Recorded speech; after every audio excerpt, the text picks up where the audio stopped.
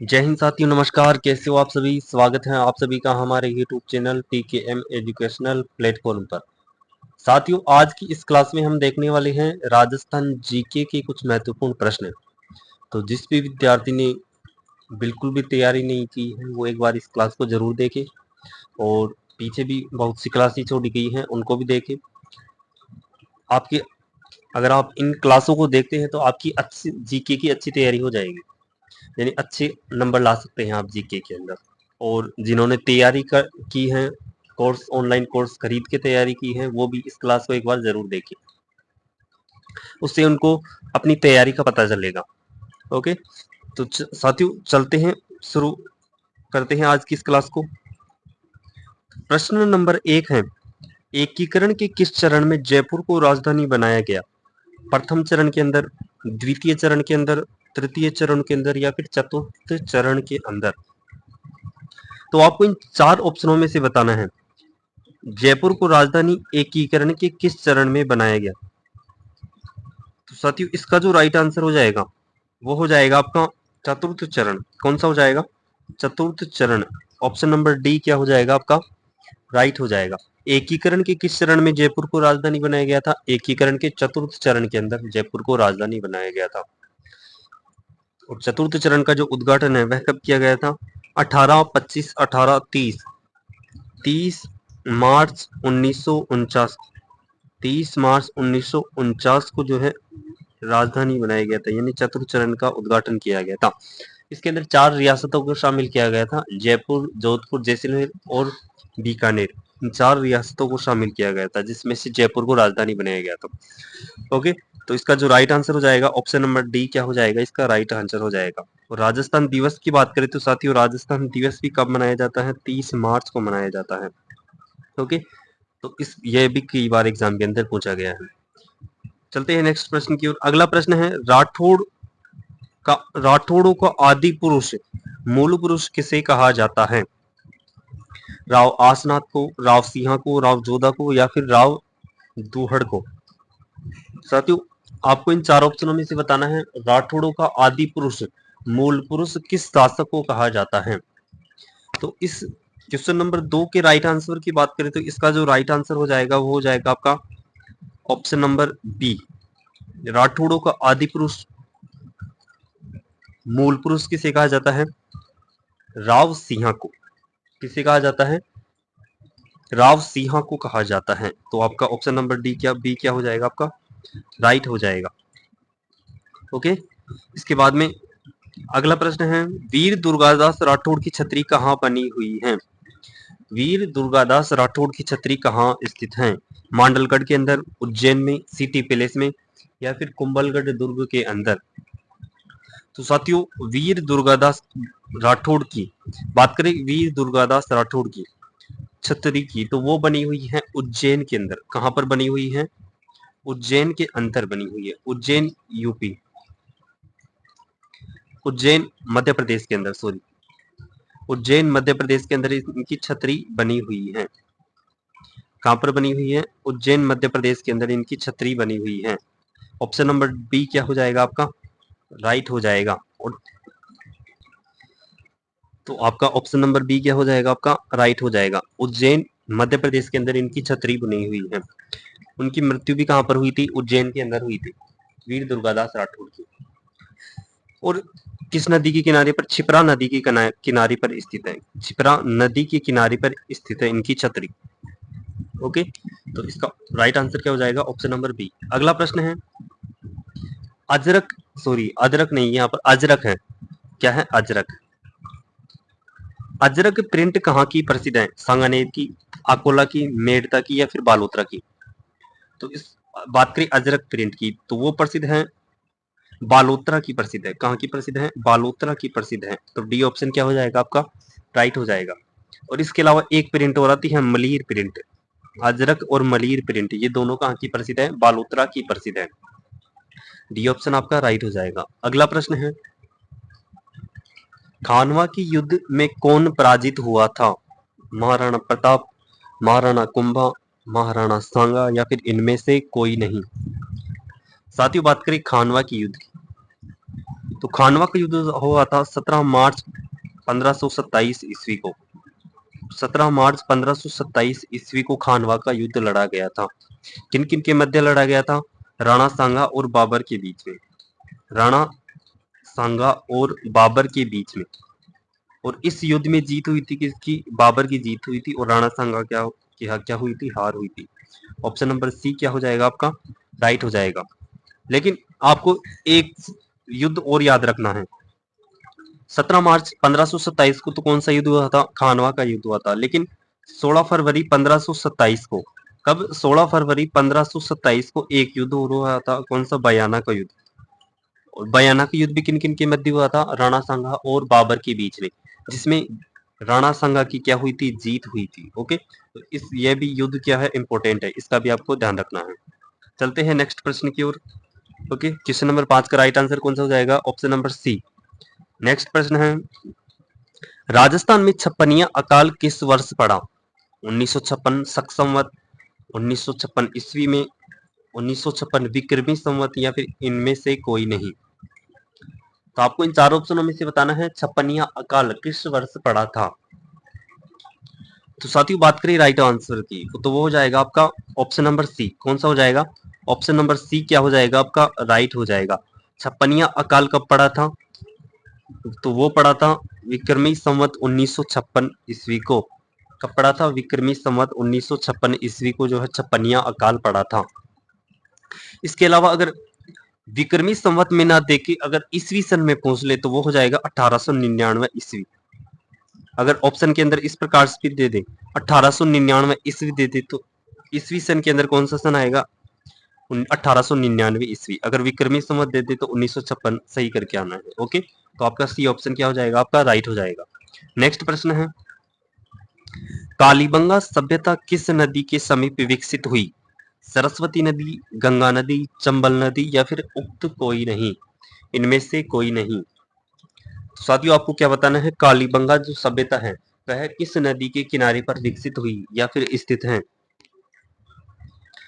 तो आपको इन चार ऑप्शनों में से बताना है कालीबंगा सभ्यता किस नदी के किनारे पर स्थित है। तो वो आपका राइट आंसर हो जाएगा, वो हो जाएगा आपका ऑप्शन नंबर ए। कौन सा हो जाएगा?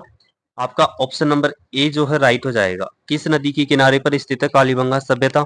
सरस्वती नदी के किनारे पर स्थित है। किस नदी के किनारे पर स्थित है? सरस्वती नदी के किनारे पर स्थित है। और सरस्वती नदी ना देकर अगर आपको घग्गर नदी भी दे दे ऑप्शन के अंदर तो भी आपका आंसर क्या होगा? राइट होगा। ओके, किस नदी के किनारे पर स्थित है कालीबंगा सभ्यता? सरस्वती नदी या फिर घग्गर नदी के किनारे पर स्थित है। तो आपका ऑप्शन नंबर ए क्या हो जाएगा? आपका राइट हो जाएगा। और कालीबंगा सभ्यता अगर इस प्रकार से पूछ ले कि कालीबंगा सभ्यता किस जिले के अंदर स्थित है तो वो हो जाएगा आपका हनुमानगढ़ जिले के अंदर। किस जिले के अंदर स्थित है? कालीबंगा सभ्यता हनुमानगढ़ जिले के अंदर स्थित है।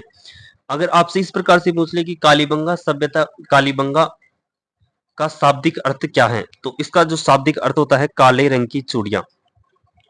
काले रंग की चूड़ियां। और ये जो है इसका शाब्दिक विच्छेद कई बार एग्जाम के अंदर पूछा गया है। काले रंग की चूड़ियां, कालीबंगा का शाब्दिक अर्थ कई बार एग्जाम के अंदर पूछा हुआ है। काले रंग की चूड़ियां होता है इसका शाब्दिक अर्थ। ओके, इसका ध्यान रखना है आपको।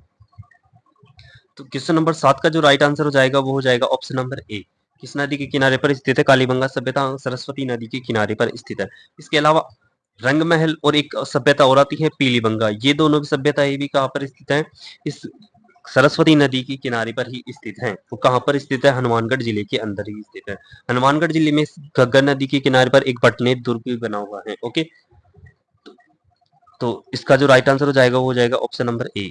चलते हैं नेक्स्ट प्रश्न की ओर। अगला प्रश्न है, राजस्थान में मत्स्य संघ का विलय किया गया 25 मार्च 1948 को, 18 अप्रैल 1948 को, 18 मार्च 1948 को, या फिर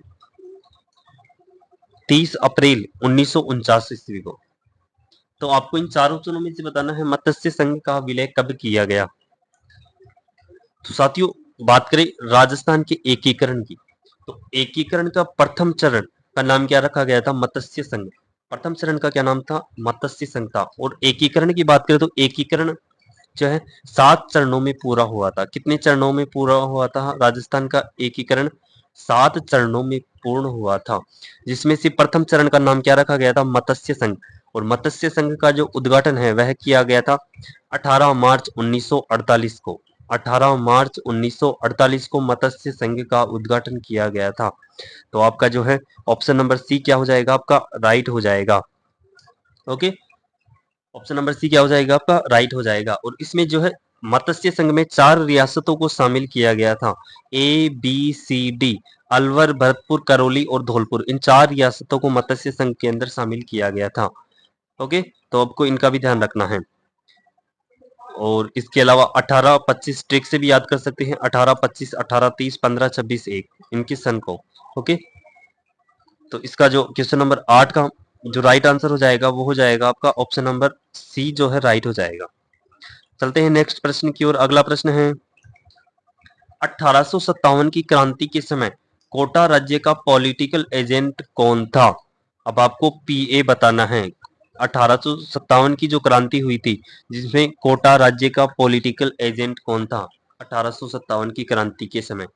ऑप्शन में हमें क्या दे रखा है? मेजर ईडन, मेजर बर्टन, सेल्डर या फिर जेम्स विलियम। तो इन 4 ऑप्शनों में से बताना है कोटा राज्य का पॉलिटिकल एजेंट कौन था? पीए। तो इस क्वेश्चन नंबर 9 का जो राइट आंसर हो जाएगा साथियों वो हो जाएगा आपका मेजर बर्टन। कौन सा हो जाएगा? Major Burton. Option number B क्या हो जाएगा आपका? राइट हो जाएगा। यानी कोट के बटन टूट गए, बटन टूट गए, बटन से बर्टन, किसके टूट गए? कोट के। तो कोट से हो जाएगा कोटा और बटन से हो जाएगा बर्टन। मेजर बर्टन कौन था? पीए था कोटा का। 1857 की क्रांति के समय कोटा का पीए कौन था? Major Burton. आपका ऑप्शन नंबर बी क्या हो जाएगा? आपका राइट हो जाएगा। मेजर ईडन की बात करें तो जयपुर का था। ओके, इसके बाद में अगला प्रश्न है पृथ्वीराज रासो का रचयिता कौन था? नयन चंद्र सूरी, मोहनोत नैणसी, महाकवि माघ या फिर चंद वरदाई। तो साथियों आपको क्या बताना है? पृथ्वीराज रासो के रचयिता कौन है? तो वो हो जाएंगे आपके चंद वरदाई। कौन हो जाएंगे? चंद वरदाई हो जाएंगे। ऑप्शन नंबर डी क्या हो जाएगा? आपका राइट हो जाएगा। पृथ्वीराज रासो की रचयिता कौन है? चंद वरदाई इसके रचयिता है। अगला प्रश्न है जैसलमेर में कौन सा उत्सव मनाया जाता है? मरु उत्सव, माहरो उत्सव, राजस्थान उत्सव या फिर धोरारा उत्सव। तो साथियों बात करें राजस्थान के अंदर तो राजस्थान के मेले मंदिर महोत्सव को आप ट्रिक से भी याद कर सकते हैं और पीछे एक वीडियो भी छोड़ा गया है। ओके, ट्रिक से याद कर सकते हैं। जैसलमेर के मरु क्षेत्र में तो 2 ही मेले बढ़ते हैं, एक रामदेव जी का, एक पन्नराज जी का। फिर भी पर्यटक यानी जैसलमेर की किस में? मरु क्षेत्र में तो 2 ही मेले बढ़ते हैं, एक रामदेव जी का, एक पन्नराज जी का। फिर भी पर्यटक चुंगी लेकर, क्या लेकर? चुंगी लेकर पतंग उड़ाने आते हैं तनोट माता के मंदिर के ऊपर। और यह देखने के लिए हिंगलाज माता और स्वांगिया माता भी आती हैं। तो आप जैसलमेर के मेले मंदिर महोत्सव को आप ट्रिक से भी याद कर सकते हैं और पीछे वीडियो डाला हुआ है, आप उसको भी एक बार जरूर देखें। तो जैसे बात करें जैसलमेर की मेले मंदिर महोत्सव की, सॉरी उत्सव की, जैसलमेर में कौन सा उत्सव मनाया जाता है? तो मरु महोत्सव मनाया जाता है। ऑप्शन नंबर ए क्या हो जाएगा? आपका राइट हो जाएगा। ओके, इसके बाद में अगला प्रश्न है राजस्थान के किस शहर को झीलों की नगरी कहा जाता है? राजसमंद को, जोधपुर को, अलवर को या फिर उदयपुर को कहा जाता है? तो आपको इन 4 ऑप्शनों में से बताना है झीलों की नगरी किसे कहा जाता है। तो साथियों बात करें झीलों की नगरी की तो वो कहा जाता है उदयपुर को। किसे कहा जाता है? झीलों की नगरी उदयपुर को कहा जाता है। ऑप्शन नंबर डी क्या हो जाएगा? आपका राइट हो जाएगा। झीलों की नगरी किसे कहा जाता है? उदयपुर को कहा जाता है। डी ऑप्शन क्या हो जाएगा? राइट हो जाएगा। इसके अलावा उदयपुर को बात करें तो उदयपुर को व्हाइट सिटी कहा जाता है। व्हाइट सिटी, सफेद शहर कहा जाता है। ओके, चलते हैं नेक्स्ट प्रश्न की ओर। अगला प्रश्न है निम्नलिखित में से किस नदी का जल खंबात की खाड़ी में जाता है? लूनी नदी का, पश्चिमी बनास का, माही का या फिर बनास नदी का? तो आपको इन 4 ऑप्शनों में से बताना है किस नदी का जल खंबात की खाड़ी के अंदर जाता है। ओके, तो क्वेश्चन नंबर 13 की राइट आंसर की बात करें साथियों वो हो जाएगा आपका ऑप्शन नंबर सी, कौन सा हो जाएगा? ऑप्शन नंबर सी जो है आपका राइट हो जाएगा। किस नदी का जल जाता है खंभात की खाड़ी में? माही नदी का जल जाता है। इसके अलावा माही के अलावा बात करें तो एक साबरमती नदी का जल भी जाता है साथियों। किस नदी का? साबरमती नदी का जल भी किस में जाता है? इस खंभात की खाड़ी के अंदर ही जाता है। ओके, तो आपका राइट आंसर कौन सा हो जाएगा? वो हो जाएगा आपका ऑप्शन नंबर सी। कौन सा हो जाएगा? ऑप्शन नंबर सी क्या हो जाएगा आपका? राइट हो जाएगा। चलते हैं नेक्स्ट प्रश्न की ओर। अगला प्रश्न है, राजस्थान के किस भौतिक प्रदेश में सर्वाधिक जैव विविधता पाई जाती है? जैव विविधता क्या होती है? जीवों में पाई जाने वाली विविधता। ओके, अरावली पर्वतमाला के अंदर, थार के मरुस्थल के अंदर, पूर्वी मैदान में, या फिर पठारी प्रदेश के अंदर। तो इन 4 भौतिक प्रदेशों में से आपको बताना है राजस्थान के किस भौतिक प्रदेश में सर्वाधिक जैव विविधता पाई जाती है। तो इसका जो राइट आंसर हो जाएगा वो हो जाएगा साथियों ऑप्शन नंबर ए। कौन सा राइट हो जाएगा? ऑप्शन नंबर ए जो है आपका राइट हो जाएगा। सर्वाधिक जैव विविधता किस भौतिक प्रदेश के अंदर पाई जाती है? अरावली पर्वतमाला के अंदर। अरावली पर्वतमाला के अंदर सर्वाधिक जैव विविधता पाई जाती है। ओके, इसके बाद में अगला प्रश्न है, किस स्थान को वागड़ का जलियांवाला बाग कहा जाता है? डाबी, घड़साना, दूधवा खारा, या फिर मानगढ़। तो इन 4 ऑप्शनों में से बताना है वागड़ का जलियांवाला बाग किसे कहा जाता है। तो इसका जो राइट आंसर हो जाएगा साथी वो हो जाएगा ऑप्शन नंबर डी। कौन सा हो जाएगा? ऑप्शन नंबर डी क्या हो जाएगा आपका? राइट हो जाएगा। वागड़ का जलियांवाला बाग हत्याकांड किसे कहा जाता है? मानगढ़ धाम को। किसे कहा जाता है? मानगढ़ धाम हत्याकांड। और यहाँ पर बात करें मानगढ़ पहाड़ी की, तो मानगढ़ पहाड़ी स्थित है बांसवाड़ा जिले के अंदर। किस जिले के अंदर स्थित है?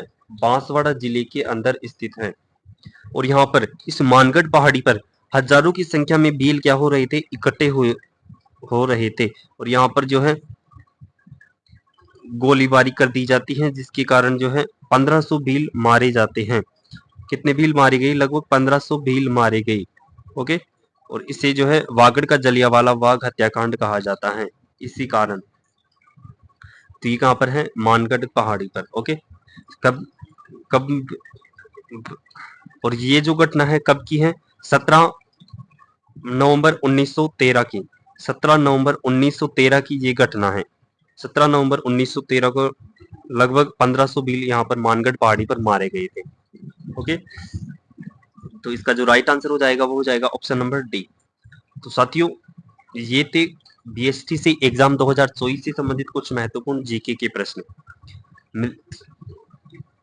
जो भी विद्यार्थी बीएसटीसी एग्जाम 2024 की तैयारी कर रहा है वो एक बार इस क्लास को जरूर देखें।